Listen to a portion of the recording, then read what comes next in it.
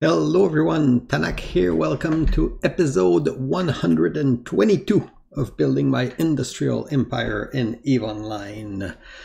Let's start with the progress report. My net worth plus that of the corporation is now at the 301 billion ISK. If you look at the tracker here, you can see that there's a good progression compared to last week.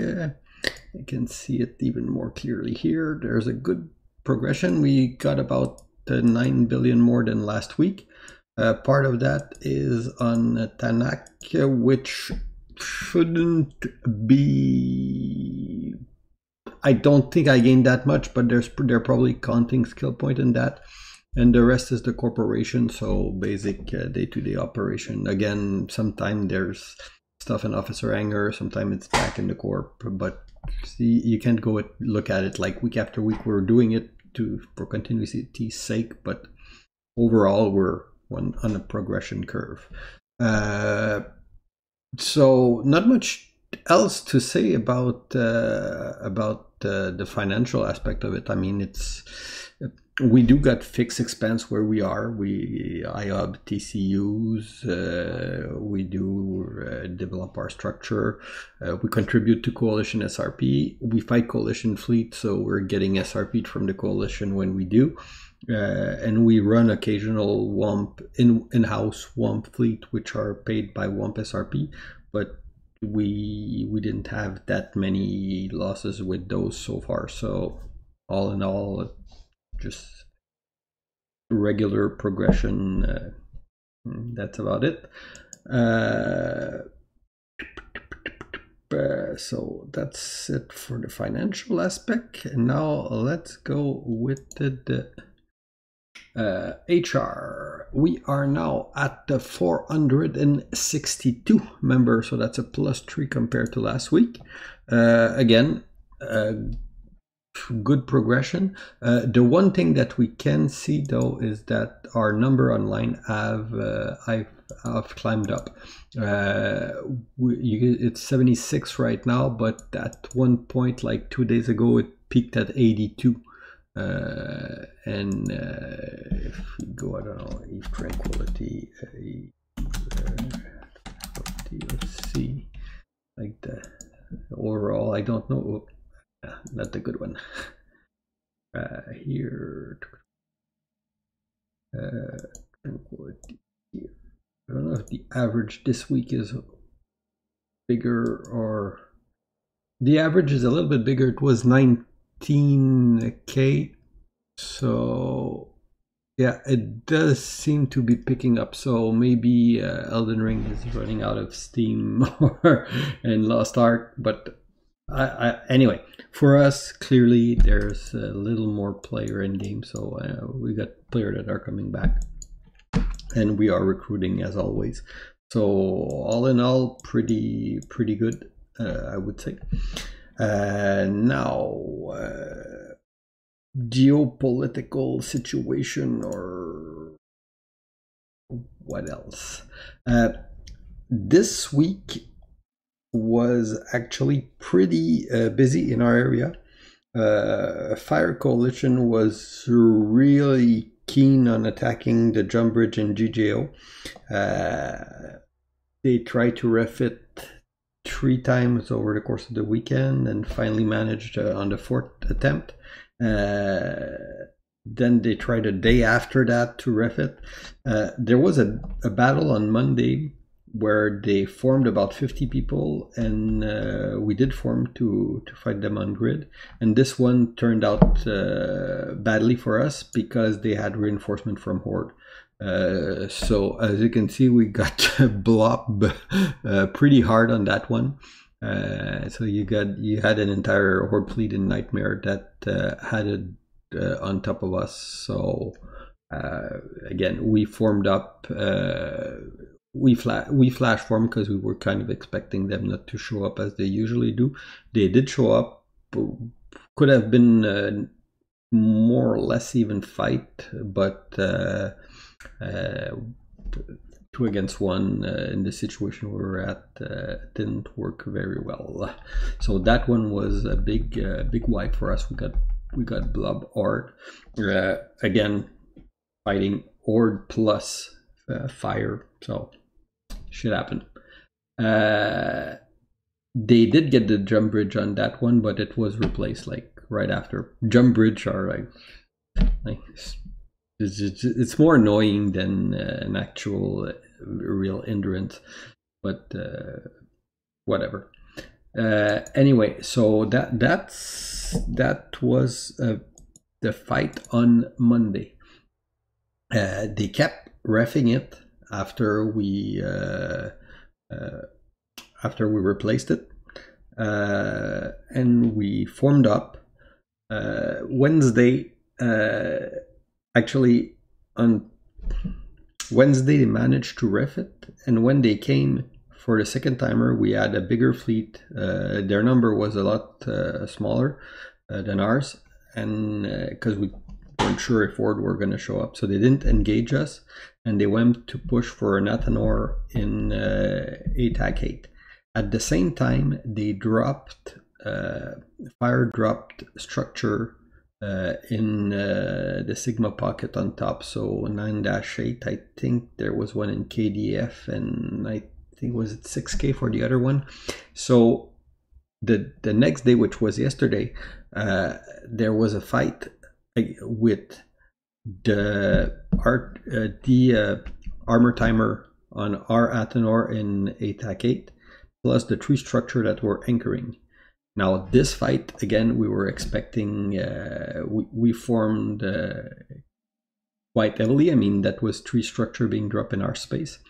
And this is the battle report. So you can see that we did form up in like, we ping in our entire coalition, plus we had a group, Red Menace, that came to help with this. Red Menace? Or no, not Red, yeah, Red Alliance and their friend that came to help. And Pappy again carrying Fire Coalition. So they tried to, they came to engage. It was more of an even fight, considering that we had to fight in 3 system to defend the anchoring structure. So as you can see here, they lost the 2 Athanor and the right arrow, and we protected the shield timer in ATAC 8. So all in all, they lost 30 bill, we lost 35 bill, but it was our space, so we looted. So I guess that's probably, if you count the loot, we're probably counting even. But even though they are invading our space, so you have to fight anyway. So at that point, I think it was like a pretty good on our side. All the structure that were anchoring got shot. Structure got saved. So not much to say about that. That one I scored as a victory on our side. While this is happening, though, because they are trying to push here or to provoke fight that they can win, because they're not fighting in Fatabolis. If you look in Fatabolis, Fire is being pretty much pushed out. Here you can see like it's the entire space is getting glass, and it's even starting to go into Teneferous, where you can see here that I think that was their Dracaris that might have pushed there. So Imperium is actually pushing them hard, and they're trying, I don't know, to raise morale or to come and pick fight in our place, and they're getting probably a little more than what they hope. So I don't know. I mean, they do them, we do us. We do, again, what we're seeing, even on report like this, is the fire number are going down. Week after week, the number in Fire Coalition coming in our space is going down. And at this point, if it wasn't for a carry by Horde and Test to a lesser degree, they couldn't even engage us. I mean, at this point, they had, let's say what, maybe a little more than 80, and we had, if you go here, maybe we had maybe 40 and 40 helping us, and they had 80 on their side. And the number were, they outnumber us a little bit, but still. I don't know. I mean, we'll see what happens. So anyway, that's pretty much it for the geopolitical situation. Unfortunately, I personally missed that battle. I really wanted to be there, but I was at my daughter's class, so I couldn't be there for that fight. But all in all, a good large fight. Again, all small gang stuff we're getting every day. So just check our kill board if we want to go overall for the corp. We had a pretty good week, 53% dangerous. So it's always like this where we're getting typically like better above 50 most of the time. So that's pretty much it for the military part. Now, industrial part.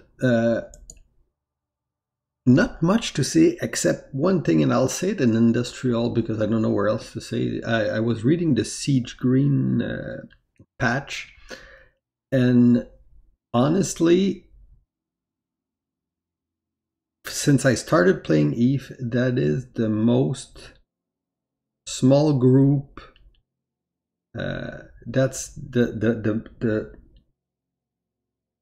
the worst patch for small group I've seen since I started playing the game. I can't stress enough how much I dislike what's being done there. I understand the meaning or the reason behind it, where there's a large alliance and they want to fight structure spam, and it makes a lot of sense. But they forget that a smaller alliance for them, a structure is not throwable. I mean, yeah, when you're getting it at like our size, or yeah, sure, or an Athanor, or like an anchoring structure, like a, you can use a bridgehead right arrow or whatever, and it's, you don't care. I mean, it's a billion. But for a small group that's starting out, or a small alliance with 5-6 people, their structure, it's their home. They have one. This, and you're it's really pulling the ladder from the smaller group. Like if that patch was in place with what they want to do with the single timer, Guns R Us wouldn't have passed the first week, or well, the first assault. Our corp would never have grown to the point where we are now. We would have died before. And I'm guessing that the people pushing for that, the large group, can. I mean, they don't care about new smaller group growing. They want more pilot in their group. So whatever. If they don't want necessarily more competition. But the thing is, I feel that it's gonna really remove the ability for small groups starting out to actually defend themselves, because when you do have you're removing one timer and you're removing the damage cap, so that's two. So you're basically turning medium structure into something that is paper thin. It's not counting that you have to put rigs on industry. So let's say you want to rig you want to rig a right arrow for production. If you're talking about the right arrow plus the core plus a basic structure fit plus the rig, it can go to 4 or 5 bill pretty quickly. Now 4 or 5 bill, yeah, sure, a big group can afford it. A smaller group like a 5-man little industrial corp, or they can't. Now you can say, oh, these guys don't have, shouldn't own any structure, but that's kind of bullshit. I mean, you need to have a way for these little group to thrive, and I feel that this patch is really gonna hurt them.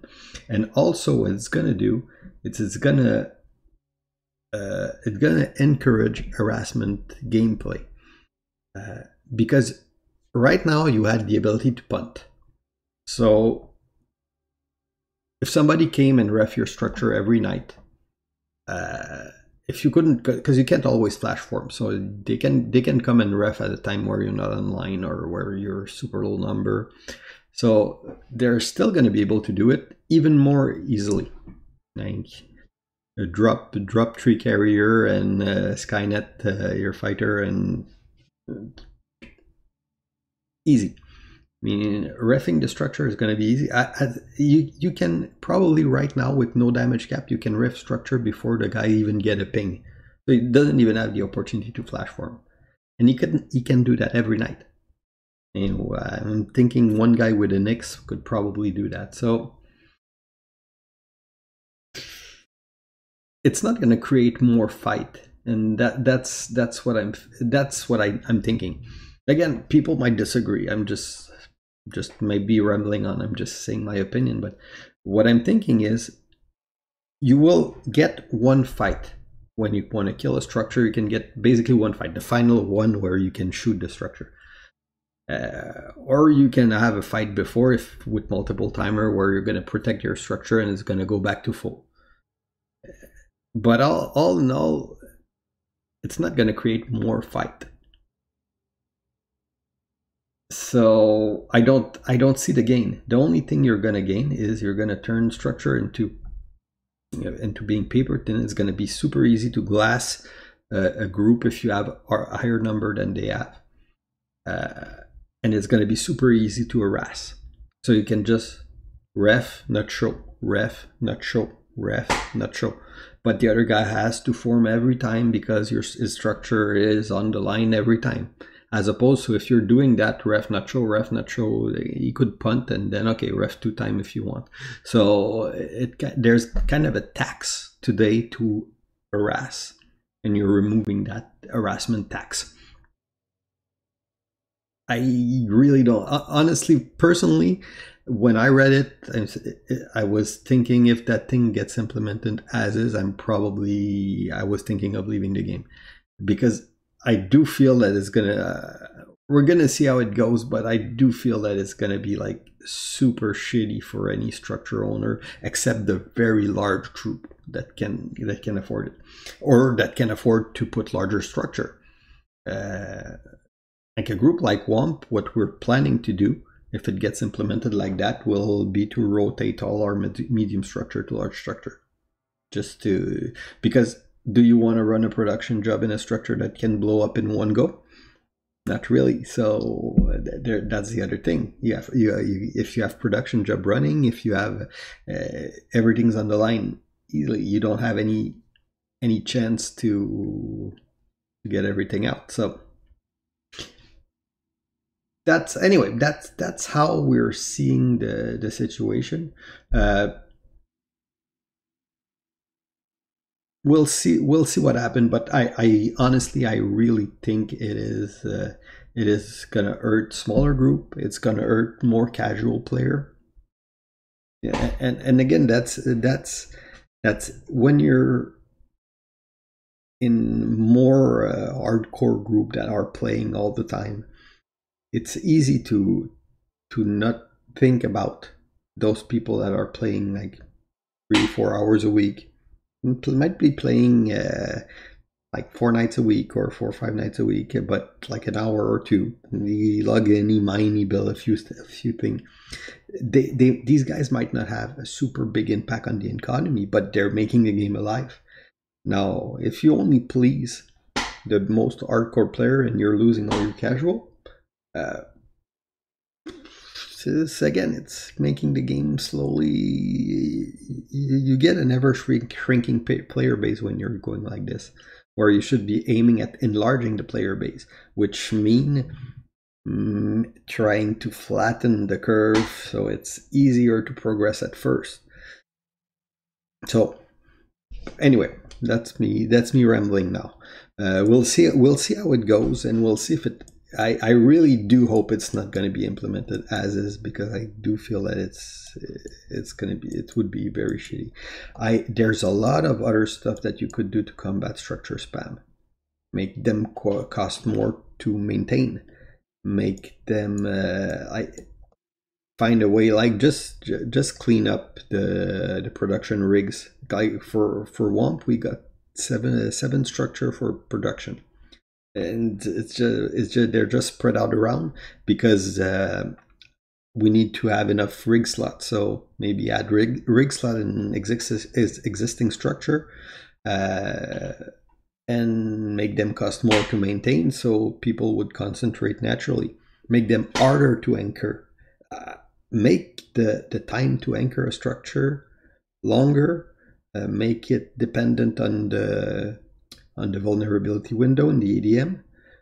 With the ADM, that would be stuff that you could do. You could merge iHub and TCU in one sub-holding structure. So you would reduce one timer at least when you're pushing system, and a TCU is really not that useful anyway. I mean, there's a lot of other stuff that they could do, and I feel that removing one timer for the structure is really bad, and removing the damage cap is just retard. But that's my opinion. But anyway, what else? That's pretty much it for this week. Again, me just training I finished training all my armor skills, so I'm now at getting a heavy assault missile. So not much to say there. And that's it. So anyway, hope you guys enjoy, and that I didn't bore you too much with my rant about the Siege Green patch. And see you guys next week. Bye bye.